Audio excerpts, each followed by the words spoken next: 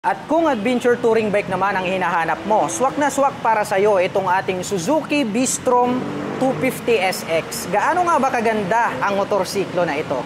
Yan ang ating aalamin ngayon. Tara!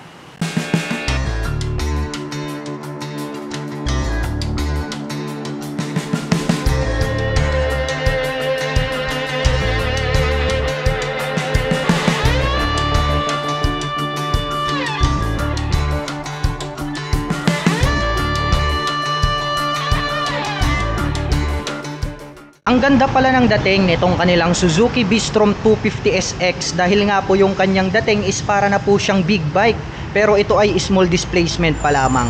Kaya para doon sa mga beginners na gusto po ng mga touring bike, saktong-sakto ito para sa inyo. Ito pong kanyang headlight, napakaganda rin, no? Dahil nga po nagkaroon ng partition dito sa gitna and then chrome yung color. Mayroon po siya ritong high beam and low beam. At ang very attractive para sa akin, ito pong kanyang extension front cover. Dahil nga po para po siyang front fender. Pero hindi po, no? Napakatulis ang sharp nitong kanyang edges. Two-tone color combination, matte black and then glossy black. May nakalagay naman po rito na B-Strom SX yung kanyang model name. Sa kabila naman, ganun din syempre.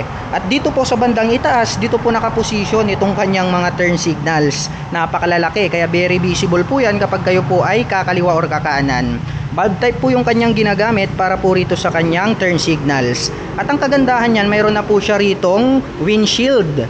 Mataas din po siya, hindi po siya adjustable pero saktong-sakto lang. Clear naman po yung kanyang color. Mapunta naman po tayo rito sa kanyang front suspension. Ito po ay equipped with traditional telescopic fork. Matte black naman po yung kanilang nilagay rito. Maporma din yung dating nitong kanyang front fender, no? Matte black, and then nagkaroon po siya ng mga Y design rito. At mayroon po siya ritong added light reflectors na bilog. Pagdating naman po rito sa kanyang front braking system, ito po ay equipped with single rotor disc brake, rounded shape, along with 2-pot caliper na vibre. At pagdating naman po rito sa kanyang cast wheel, ito po ay matte black color, Y design po siya. At ang mga sukat po ng gulong rito sa harapan, ito po ay mayroong 100 by 90-19. Napakalaki nitong kanyang gulong. At ang kagandahan niyan ay equipped na po ito ng semi-dual purpose pattern tires. Kaya straight out from casa, pwede ka na agad magbundok dahil nga po pang on and off road condition na po itong kanyang stock tires. At ang kagandahan niyan mga ka-LM ay equip na po pala ito ng dual channel ABS. Ang advantage naman po niyan pagdating po sa mga sudden stop, hindi po maglalak itong ating mga preno rito po sa likod hanggang dito sa harap. So may iiwasan po natin na sumubsob yung ating motorcycle pag bigla ang preno. Dahil nga po ang ABS or anti-lock braking system ay nakakapagbigay po yan ng smooth na braking power. Well, dumako naman po tayo rito sa kanyang fully digital meter panel display. Ayun, medyo may kalakihan rin, square type. Nagkaroon ng Suzuki brand name dito. At may 2 button selector tayo rito sa gilid. May mga light indicators dito sa kabila. Mayroon na din po siya ritong cover para for example mga ka-LM, daytime, no? Mataas ang tirik ng araw, visible pa rin po siya. At dito naman po sa kanyang ignition, equip po itang mechanical key. May lock na rin po siya for safety purposes. At ang kanya naman pong handlebar naked. Glossy black naman po siya, kaya very flawless yung kanyang dating. At ang mga button selector naman dito sa kaliwa, mayroon na po itong passing light, high beam and low beam, turn signal selector at ang kanyang horn. Nandirito naman po itong kanyang clutch, napakalambot. Sa kabila naman po, meron tayo ritong engine kill switch, electric starter at ang kanyang front brake. Ang kagandahan niya, nagkaroon na po siya rito ng hand covered, no? Yun pong kanyang hand guard. Just for example po, tutumba po yung ating motorcycle, hindi po magagasgas or masasaktan yung ating mga kamay. Mapunta naman po tayo rito sa kanyang napakapogi at napakamaskuladong fuel tank. Ayan, no? Napakalaki talaga mga ka-LM. Anyway mga ka-LM, ito po ay mayroong fuel tank capacity na 12 liters. Oh, napakalaki ng kaya niyang ikargang gasolina. Kaya malayo din yung inyong mararating. Dito sa bandang gitna, nagkaroon po siya rito ng Suzuki logo. Matte black yung kanyang tip at may rounded po rito na silver. Ito pong kanyang extension body cover dito, napakamaskulado. May nakalagay po rito sa bandang itaas na Suzuki.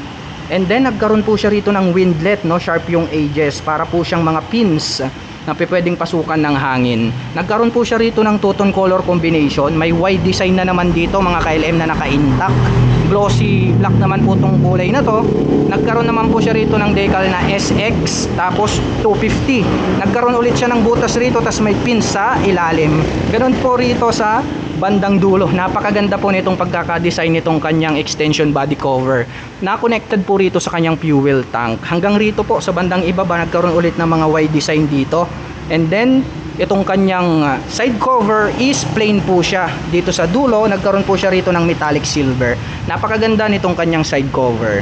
At ito pong kanyang engine is dark brown po yung kanyang color. Anyway mga ka-LM, ito po pala ay mayroong 249 cubic centimeter engine displacement. Naka single cylinder, single overhead cam, 4-stroke with 4 valve. At pagdating naman po sa kanyang maximum power na kayang ihatid, nakakapagbigay po ito ng 19.5 kilowatt at 9,300 RPM.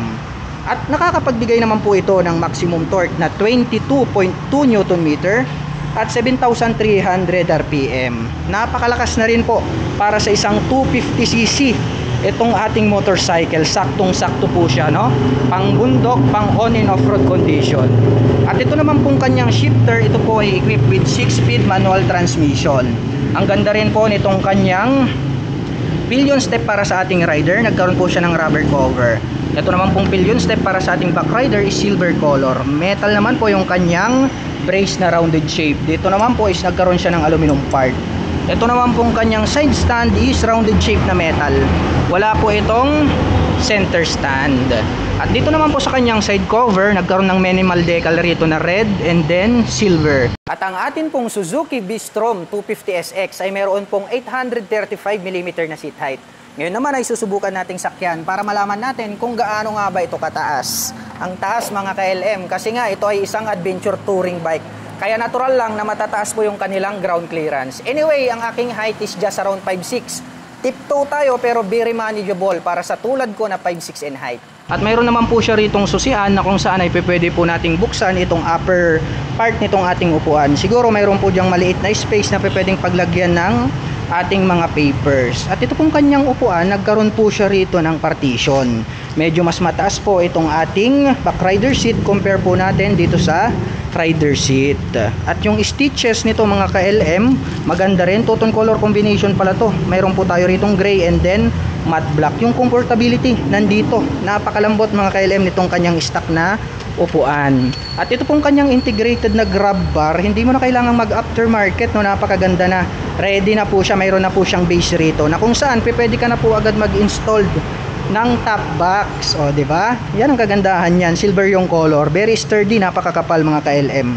Mapunta naman po tayo rito sa kanyang square type na swing arm. Napakahaba rin at malapad, matibay. Mayroon na rin po siya ritong chain cover, matte black. At mayroon na rin po siyang integrated na mudguard. Ang kagandahan niyan is na pre-prevent po niya na matalsikan ng putik or dumi itong ating motorcycle.